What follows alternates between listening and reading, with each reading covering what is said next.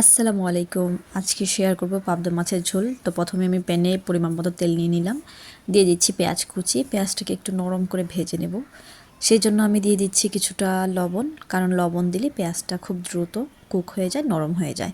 তো এটাকে একটু গোল্ডেন করে ফ্রাই করার পর এর মধ্যে দিয়ে দিচ্ছি কিছুটা চিলি পেস্ট, কিছুটা গার্লিক পেস্ট। এরপর এটাকে একটু নেড়ে চেড়ে এর মধ্যে কিছুটা জল দিয়ে দিব। তারপর এটাকে একটু কষিয়ে নেব। কষানো হয়ে গেলে এর মধ্যে দিয়ে দিচ্ছি কিছুটা ধনিয়া গুঁড়ো, এরপর দিয়ে দিচ্ছি কিছু শুকনো লঙ্কা গুঁড়ো, কিছু জিরে গুঁড়ো এবং কিছুটা হলুদ গুঁড়ো। এখন সবগুলোকে আবার একটু ভালো করে নেড়ে চেড়ে কষিয়ে নেব। কিছুটা জল দিয়ে দিলাম, জল দিয়ে ভালো করে এটাকে খুব ভালো করে কষিয়ে নেব কিছুটা সময় নিয়ে। তারপর এর মধ্যে দিয়ে দিচ্ছি আগে থেকে কেটে রাখা টমেটো। টমেটো দিয়ে দেওয়ার পরে আমি এর মধ্যে আগে থেকে পরিষ্কার করে রাখা মাছগুলোকে দিয়ে দিচ্ছি। এরপর এটাকে একটু উল্টিয়ে দিলাম। উল্টিয়ে দেওয়ার পর এখন এটার মধ্যে দিয়ে দিচ্ছি কিছুটা পানি।